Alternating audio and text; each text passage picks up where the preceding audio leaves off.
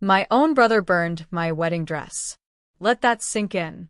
Not spilled wine on it, not accidentally tore it. He deliberately set fire to the symbol of my happiest day, right there at the rehearsal dinner, just hours before I was supposed to walk down the aisle.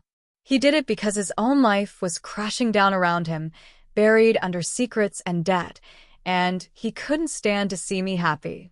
But his pathetic act of fiery jealousy didn't just ruin lace and silk, it handed me the matches to burn his entire world to the ground. And believe me, I lit the fuse. The smell.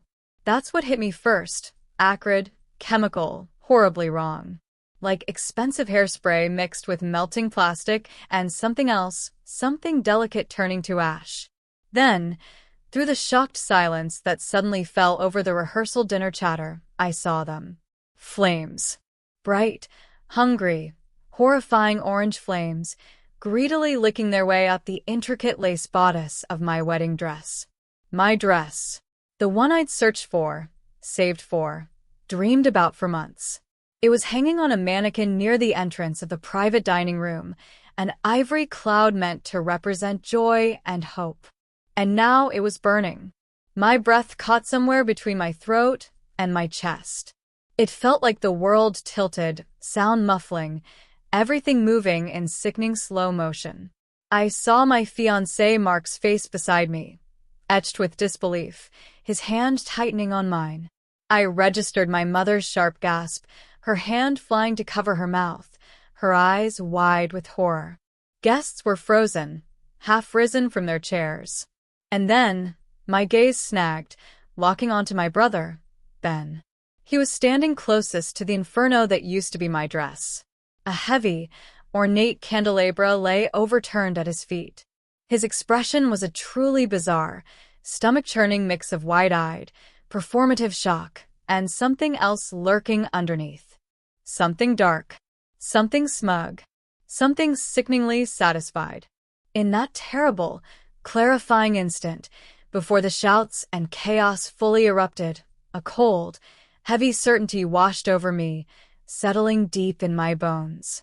This was not an accident, and I knew, with chilling, absolute clarity, that he had done this. The perfect wedding I'd meticulously planned was already turning to smoke and embers, and the real fight, the one I never saw coming, had just ignited. He thought this was his dramatic climax? Oh, he had no idea. He'd just started a fire he couldn't possibly control. It's strange how quickly life can veer off course. Just months before, everything felt wonderfully normal. My name is Sarah. Back then, I was a woman in my late 20s, finally feeling like I had my feet firmly planted. I worked in marketing, a job that was challenging but rewarding, lived in a cozy downtown apartment I'd carefully decorated, and was head over heels in love with Mark. He was everything I'd ever hoped for, kind, funny, intelligent, and my absolute biggest supporter. We'd been together 4 years, building a life, and when he proposed during a hike in the mountains, overlooking a valley painted in autumn colors, it felt less like a surprise and more like the most natural, perfect next step imaginable. Wedding planning became my happy obsession almost immediately. I'm a details person. Give me a spreadsheet and a deadline, and I'm in heaven. Mark, bless him, was happy to be my sounding board, offering genuine opinions when I asked, mostly about food, and gamely attending vendor meetings. He just wanted us to be married, the details he trusted me with. We dreamed of an elegant, intimate autumn wedding, something classic and warm, filled with golden light, good food, and the people who meant the most to us. My parents were ecstatic. My mom, especially, launched into mother of the bride mode with infectious enthusiasm, armed with binders and fabric swatches. They've always been my anchors, steady, loving, the kind of parents who show up literally and figuratively. They believed in me, supported my dreams, and offered help without hesitation, a safety net I perhaps took for granted sometimes. They represented stability. And then there was Ben, my older brother. Our relationship, well, complicated feels like an understatement sometimes. Growing up, he was the star. Effortlessly charming, naturally popular, seemingly good at everything without trying too hard. He knew how to work a room, especially our parents, who often overlooked his mistakes, chalking them up to youthful exuberance or his vast, untapped potential. I loved him. He was my brother, but there was always this invisible current of competition flowing between us, mostly, I felt, emanating from him. He needed to be the smartest, the funniest, the most successful person in any room. As adults, this translated into a kind of perpetual dissatisfaction. He'd flit between jobs, always chasing the next big thing, the ground floor opportunity that never quite panned out. He constantly seemed on the verge of a breakthrough that remained perpetually out of reach. Still, he was family. I accepted his flaws, his occasional needling comments, his habit of borrowing $20 and developing sudden amnesia about it. I genuinely thought he'd be happy for me, for Mark. I never, ever imagined he harbored the kind of darkness required for true, calculated cruelty. Not towards me. Not towards his own family. The happy bubble I was living in, meticulously planning seating charts and choosing floral arrangements, felt so secure. I had no idea how fragile it really was. The first unsettling ripples started subtly. Looking back, the signs were there, but I was too wrapped up in wedding bliss, too willing to give him the benefit of the doubt. When Mark and I first announced our engagement at a family dinner, Ben's congratulations felt hollow. His smile seemed painted on, not quite reaching his eyes, which held a flicker of something I couldn't decipher then. Resentment. Maybe? Envy? I brushed it off. Maybe he was feeling the pressure of being the older, still unsettled sibling. Maybe his latest venture was causing stress. He was always deliberately vague about his work, dropping impressive-sounding buzzwords but offering few concrete details. Soon, the snide comments about the wedding budget began. "Wow, Sarah, pulling out all the stops, aren't we?" he remarked during a tour of our chosen reception venue, his eyes scanning the high ceilings and elegant fixtures with an expression that wasn't admiration. Big fancy party. Must be nice to have Mom and Dad footing the bill. The implication stung, not least because Mark and I were paying for the vast majority ourselves, having saved diligently for years. "We've been saving, Ben," I replied, trying to keep my tone light. "And Mom and Dad offered to help with the flowers. You know how generous they are." He just gave a non-committal grunt, his jaw tightening almost imperceptibly. His requests for money also became more frequent, graduating from the usual forgotten 20s to 50s and hundreds. "Just need a little float till this deal closes," he'd say, or unexpected client dinner came up. The excuses felt flimsy, rehearsed. He'd promise repayment next Friday, but next Friday never seemed to arrive. Mark started noticing, too. "Is everything okay with Ben?" he asked one night, concern furrowing his brow. "He seems really on edge lately. And Sarah, he's asked us for money 3 times in the last 2 weeks. It's getting a bit much, isn't it?" A knot of worry formed in my stomach. "I know," I admitted quietly. "He gets so defensive when I ask what's wrong. He just keeps saying everything's fine, just hustling." The incident that truly set my internal alarm bells ringing happened about 2 months out from the wedding. We were all at my parents' house for Sunday dinner. Ben showed up late, looking disheveled and pale. He kept glancing nervously at his phone throughout the meal, his leg jiggling constantly under the table. At one point, I saw him slip outside onto the patio, thinking he was unnoticed. His back was to the window, but I could hear the low, urgent murmur of his voice, strained and tense. I couldn't make out everything, but I caught fragments. "Need more time? It's handled, I told you. Don't call me here, damn it." He came back inside moments later, forcing a bright smile when Mom asked if everything was all right. "Yeah, just work," he lied smoothly, waving a dismissive hand. "Putting out a fire. You know how it is." But the frantic energy humming off him, the sheer panic I glimpsed in his eyes before he masked it, that wasn't work stress. That felt like genuine fear. Lying awake that night, I couldn't shake a deep sense of foreboding. My brother was in some kind of trouble, something serious, and he was desperately trying to conceal it. But what could it be? And why did it feel like a storm cloud gathering specifically over my upcoming wedding? That vague foreboding soon sharpened into active suspicion. Ben's behavior wasn't just stressed, it was becoming increasingly erratic, almost careless, like he was unraveling at the seams. Small incidents began cropping up, things that felt less like genuine accidents and more like calculated little acts of passive aggression, tiny little pricks designed to annoy and disrupt.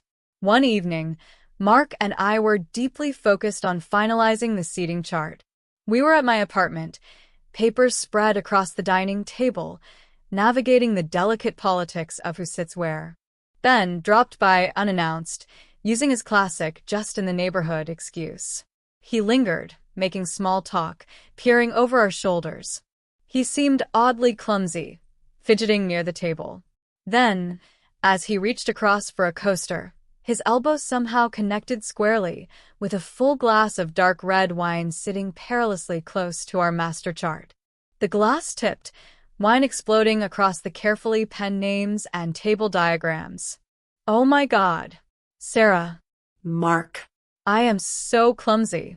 I'm so sorry, he exclaimed, grabbing paper towels with a flurry of exaggerated panic. The chart was ruined, ink bleeding into abstract burgundy shapes. Hours of careful planning gone. Mark shot me a tight-lipped look that clearly communicated his disbelief.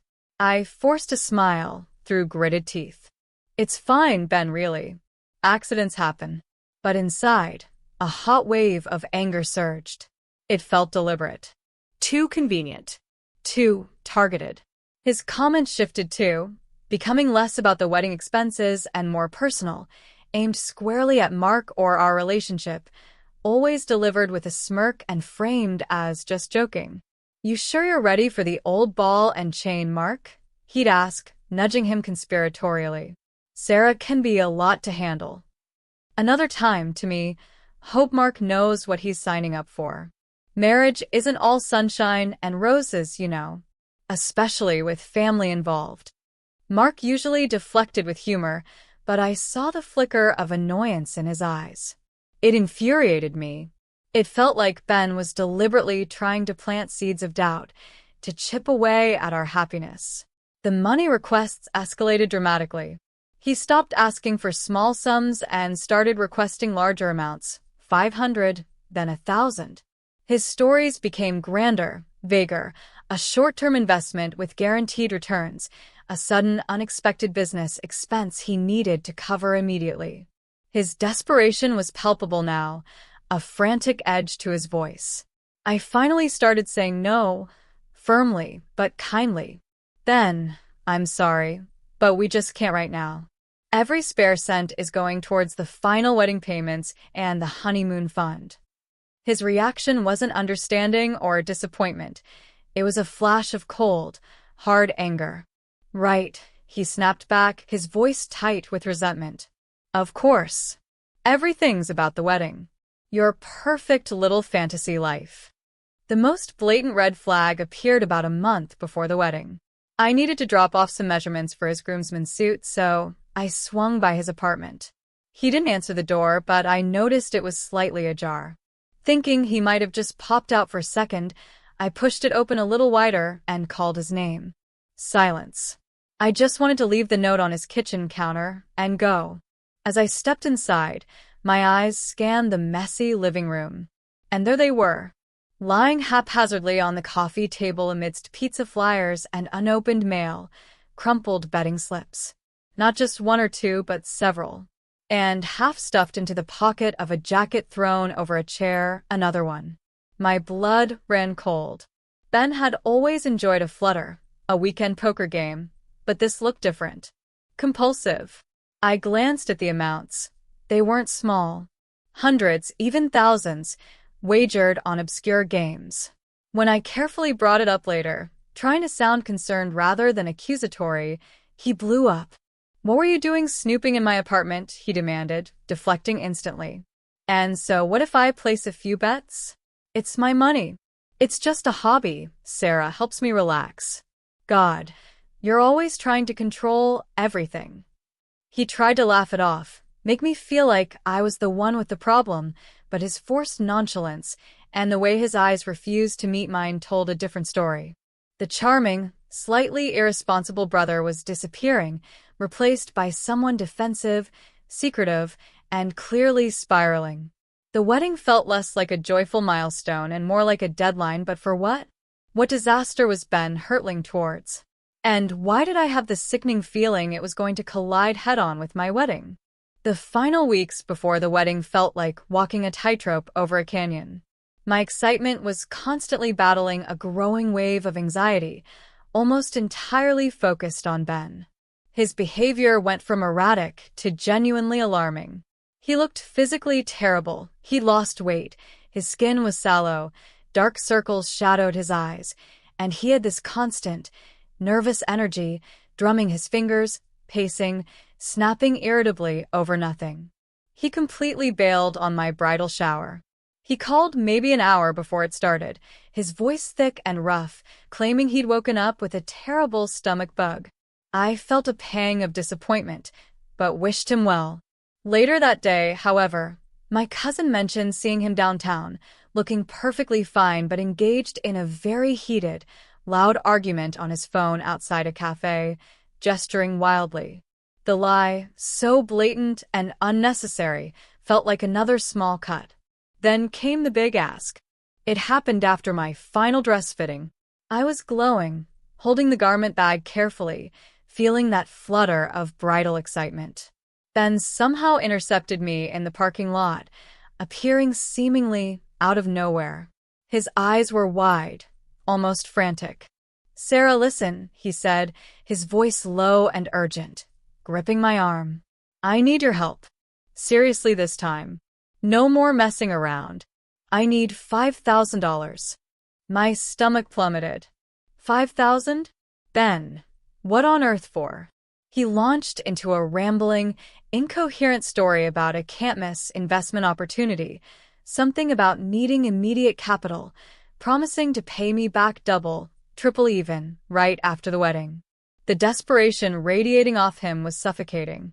It wasn't just the money. It was the way he asked, the sheer panic behind his eyes. "Ben, I can't," I said, pulling my arm away gently but firmly.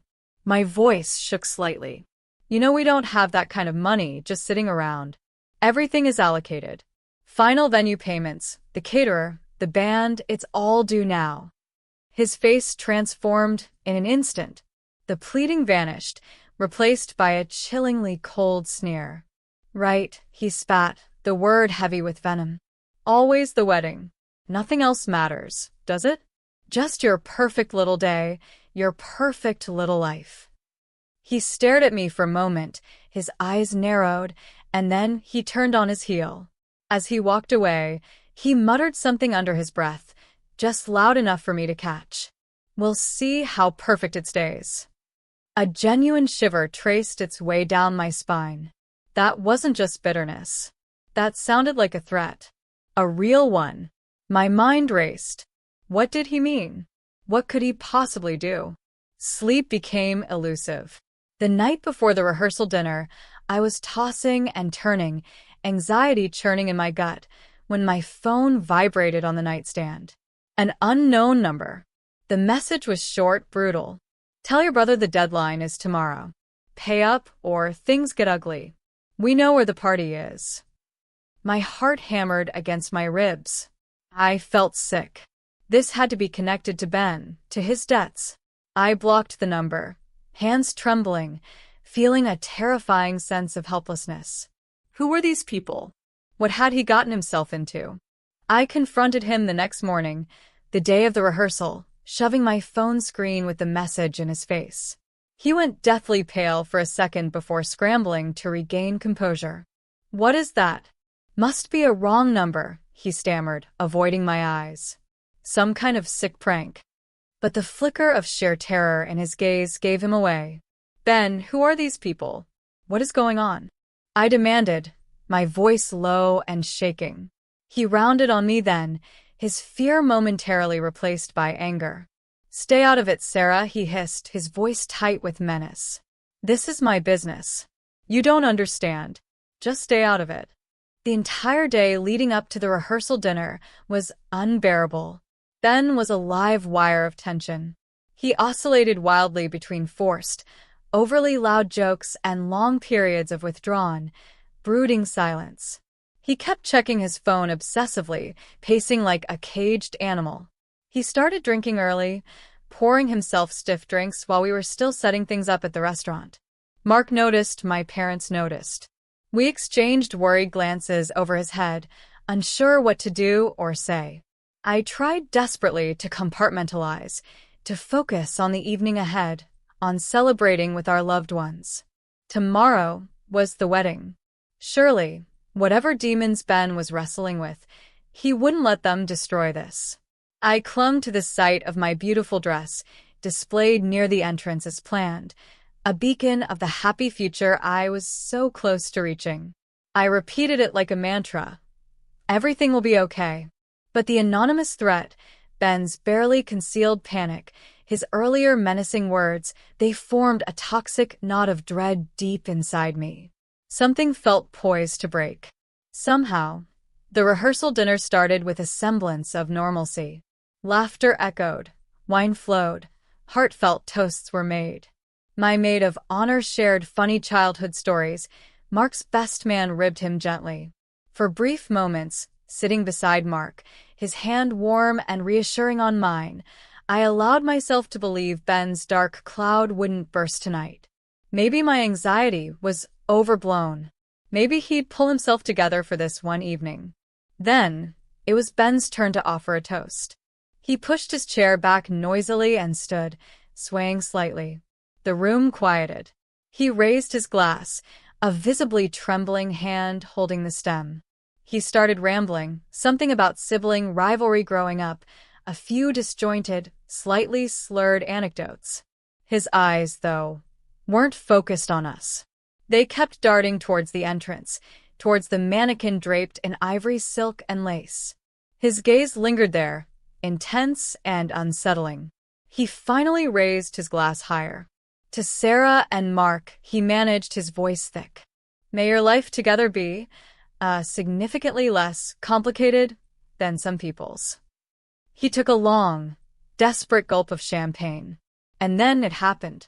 It unfolded with the horrifying clarity of a nightmare. As he turned, supposedly heading back to his seat, he didn't just stumble.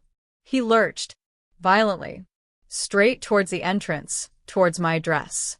His arm shot out, connecting with impossible, targeted force against the tall, heavy, wrought iron candelabra positioned elegantly beside the mannequin. I saw the lean, the tilt, the slow-motion horror of flickering candle flames dipping towards the delicate fabric. A collective gasp sucked the air from the room.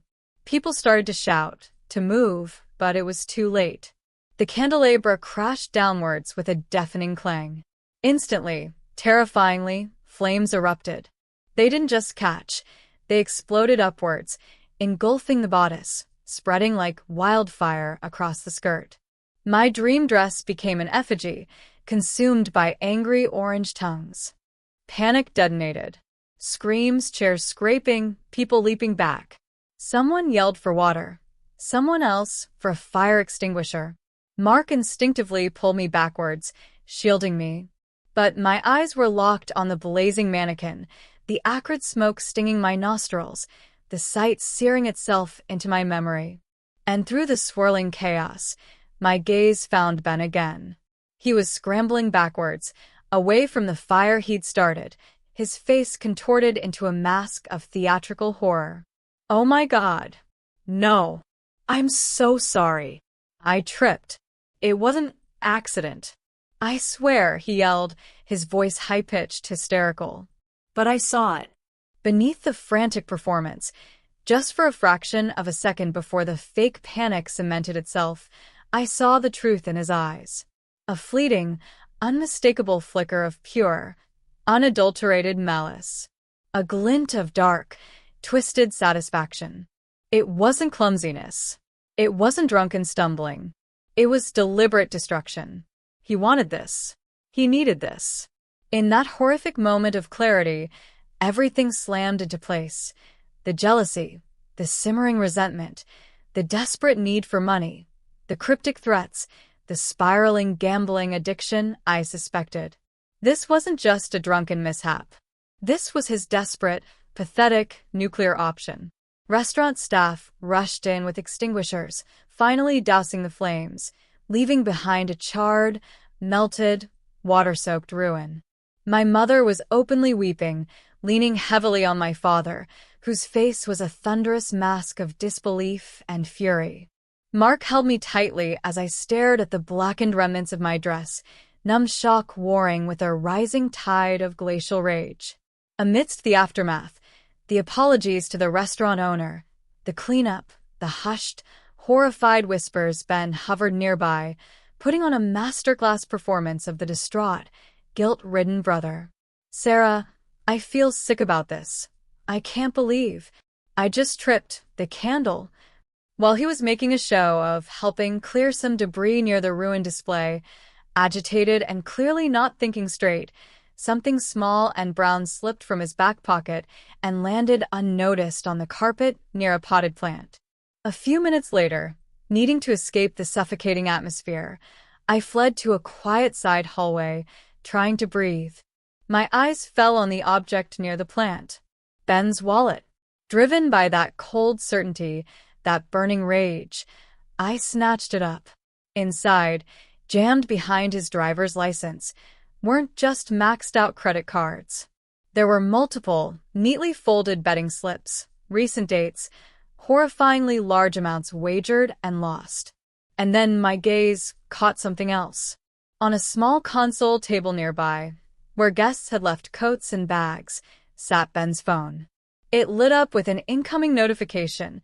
Another angry-sounding message preview flashed on the screen. And because he was either too drunk, too panicked, or too stupid, it wasn't locked. My heart pounded. With trembling fingers, fueled by a need to know the absolute truth, I picked it up. The message was chilling. "Last chance, Ben. Midnight. Or we collect from your family."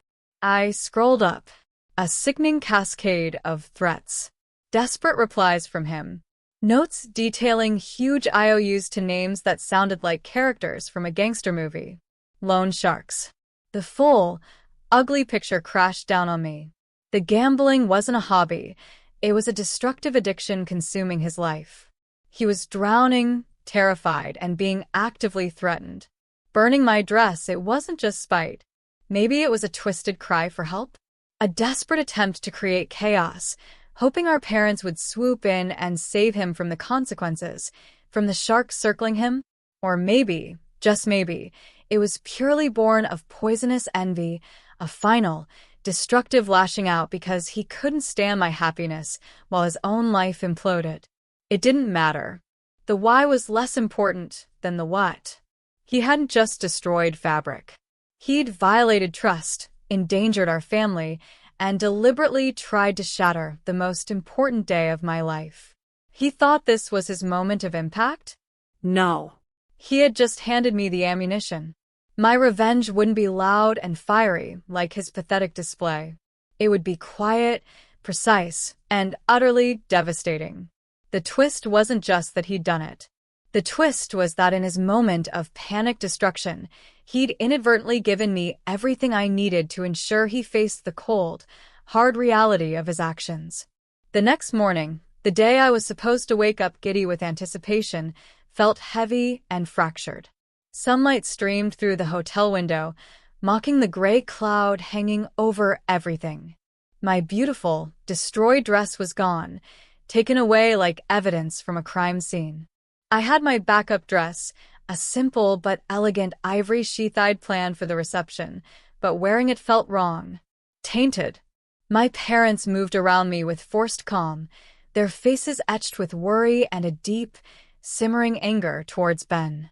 Mark was my shadow, my anchor, his quiet strength a comfort, but his jaw remained clenched, his eyes hard whenever Ben's name was even indirectly mentioned. Ben, meanwhile, had apparently decided the best defense was a pity party. He sent a barrage of texts overnight and early that morning, long, rambling paragraphs filled with self-flagellation, excuses, blaming the restaurant, blaming the champagne, blaming everything but himself. He painted himself as the tragic, clumsy victim of circumstance. He clearly, foolishly, believed his accident narrative had worked. He had absolutely no idea that his wallet and screenshots of his phone's damning contents were safely in my possession. I let him stew in his fabricated victimhood. I didn't reply to his texts. I let him think he might get away with it. Until about an hour before the ceremony. The makeup artist was doing final touches. My bridesmaids were fluttering around nervously. I calmly asked my parents and Mark to meet me privately in the adjoining sitting room of the bridal suite. Once they were there, faces questioning and concerned, I sent Ben a simple text message. Mom and Dad need to speak with you urgently. Bridal suite. Now. He arrived a few minutes later, looking pale and slightly hungover, but attempting an air of wary nonchalance. He probably expected a stern lecture about his drinking, maybe another round of forced apologies. He certainly didn't expect the scene that greeted him.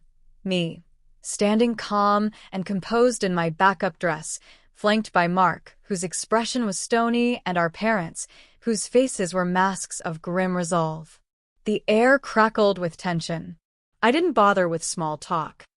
Ben, I started, my voice quiet but carrying the weight of steel. We need to talk about last night. And it wasn't an accident. He immediately launched into his practiced defense. Sarah, come on. I told you, I feel absolutely terrible. I tripped. The candle was too close. Stop it. I cut him off, the command sharp and absolute. Just stop lying. I might have believed you, Ben. I might have even forgiven an accident. But I saw your face right after it happened. Before the fake panic set in. I saw the look in your eyes. I paused, letting that sink in. And then, I found these. My hand didn't shake as I reached into my purse. I pulled out his wallet and placed it firmly on the coffee table in front of him. Then, slowly, deliberately, I laid out the printed screenshots next to it. One by one. The betting slips from his wallet, showing thousands in losses. The saved notes from his phone, detailing IOUs with terrifyingly high interest rates. And finally, the screenshots of the text messages. The increasingly violent threats. The demands for payment by today. The explicit mention of finding him at the rehearsal dinner. The mention of family. Ben stared at the papers as if they were snakes poised to strike. All the color drained from his face, leaving it a sickly, grayish white. His eyes darted wildly from the evidence to me, then to our parents, naked panic finally stripping away his facade. You went through my phone? My wallet, he stammered, grasping feebly for outrage. You dropped your wallet like a coward fleeing the scene of the crime you committed, Ben, I stated, my voice dripping ice. And you were careless enough to leave your unlocked phone lying around while you were busy performing your little drama. Extremely careless, considering people are threatening to collect from your family if you don't pay them today. My mother let out a choked sob, her hand flying to her mouth again, this time in dawning horror. My father's face hardened, his eyes, usually so warm, turning to chips of flint as he stared at his son. Benjamin, Dad said, his voice dangerously low, vibrating with controlled fury. What is this? Gambling? These debts? These threats? Dad, Mom, it's not as bad as it looks, Ben pleaded, turning his panicked gaze towards them, his voice cracking. Okay, I got into a bit of trouble. A bad streak. I was handling it. I swear. Last night. God, it really was just a stupid accident. I was so stressed, I drank way too much. Enough lies. I couldn't contain it anymore. The fury I'd been suppressing surged forward. You have been lying for months. maybe years. Sucking money out of us, out of mom and dad, with your pathetic sob stories and investments. You've been making snide remarks, trying to undermine my relationship, deliberately sabotaging things. You begged me for $5,000 just days ago. And when I refused, you looked me dead in the eye and threatened me. You said, "We'll see how perfect it stays." And then, mere hours after receiving messages saying thugs would collect, today if you didn't pay, you just accidentally trip and incinerate the single most expensive, symbolic item of the entire wedding? Do you really think we are that stupid? Do you think I am that stupid? I was breathing heavily, the words tumbling out in a torrent of righteous anger. What was the plan, Ben? Seriously? Set a fire, cause chaos, maybe hope mom and dad would feel so sorry for their poor, troubled son that they'd magically produce the cash to pay off your loan sharks?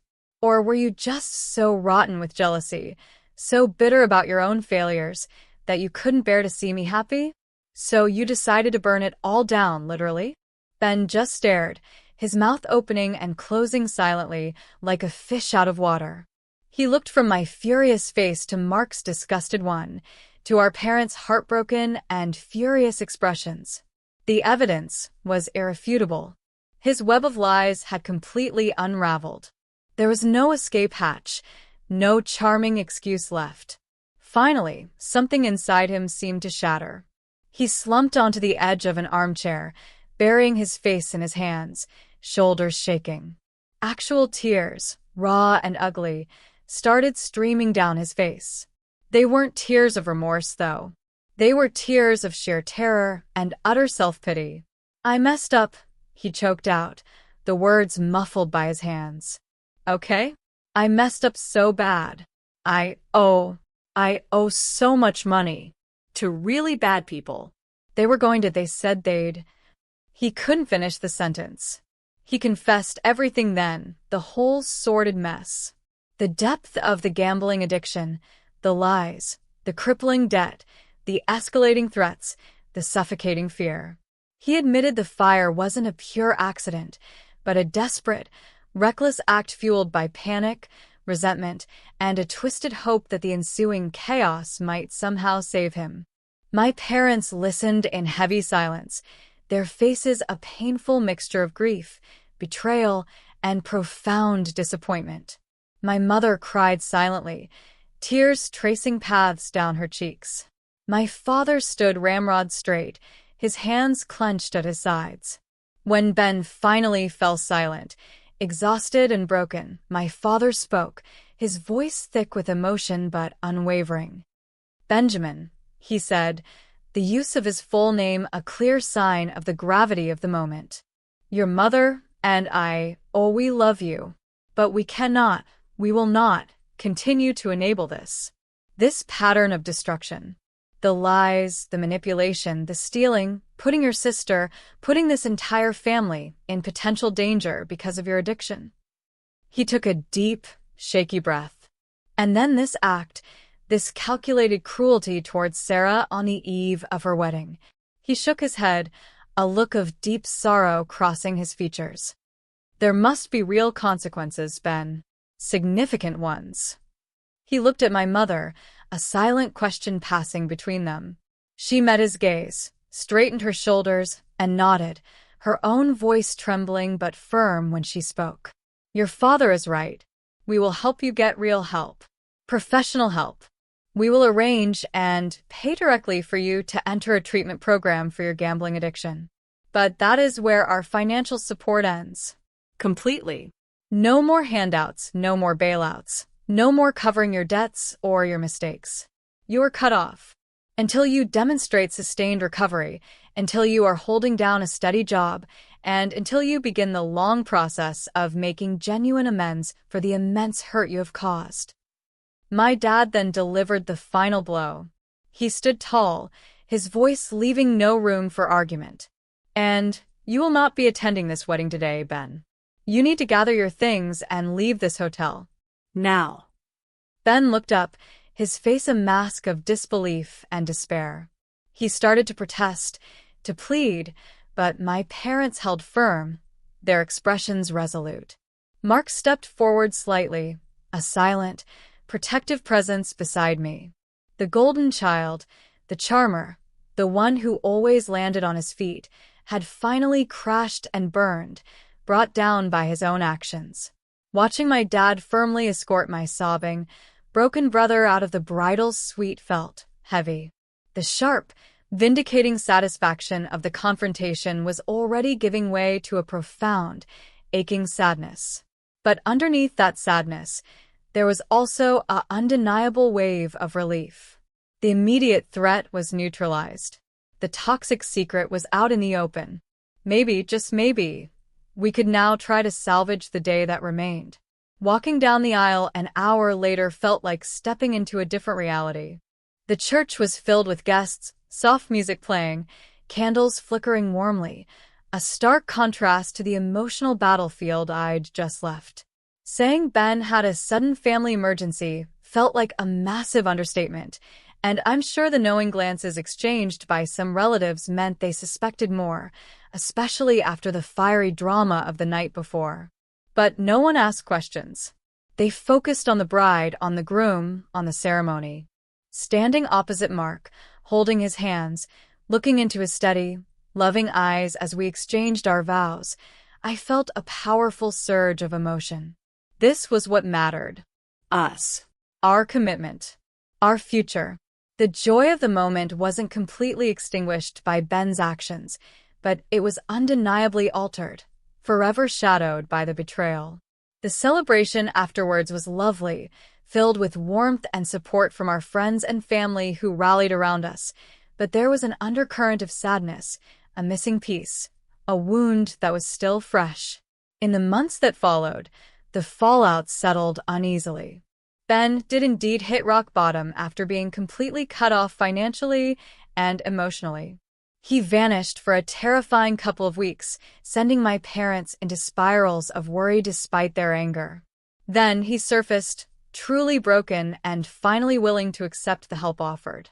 He entered a long-term residential treatment facility for gambling addiction. My parents paid for it directly, as promised, maintaining strict boundaries, offering emotional support but zero financial leeway. His recovery journey is ongoing, fraught with challenges. He's reached out occasionally, sending letters of apology that feel different now. Less manipulative, perhaps hinting at genuine remorse. But the damage is done. The trust is shattered. I maintain a polite but firm distance. Forgiveness is a complex landscape I'm not ready to navigate yet. Our relationship, always strained, is now deeply fractured, perhaps permanently. Seeing him throw away his potential hurts so many people, including himself. It's a tragedy I'm still processing. My parents are walking their own tightrope of emotions, grieving the son they thought they knew, holding on to hope for his recovery, while grappling with their own feelings of guilt and disappointment. It's aged them, but they remain united in their decision. As for Mark and I, we started our marriage forged in fire, quite literally. Facing such a profound crisis right at the beginning, navigating the betrayal and the fallout together only solidified our partnership. We learned early on that we could rely on each other completely, that our bond was stronger than any external chaos. Looking back on it all now, the revenge, exposing Ben's secrets to our parents, doesn't feel triumphant in a gleeful way. It feels necessary. It was an act of self-preservation, a desperate measure to stop his escalating spiral from dragging us all down with him. It was about accountability. The satisfaction wasn't in his downfall itself, but in the re-establishment of boundaries, in the reclaiming of my own peace and safety, in the fact that his actions finally had real, unavoidable consequences. Justice, I've learned, isn't always clean or simple. Sometimes it's messy, painful, and leaves scars. But standing up for myself, protecting my new marriage, and refusing to let his darkness extinguish my light, that was a victory. And finding peace on the other side of that storm, that's the most satisfying resolution of all.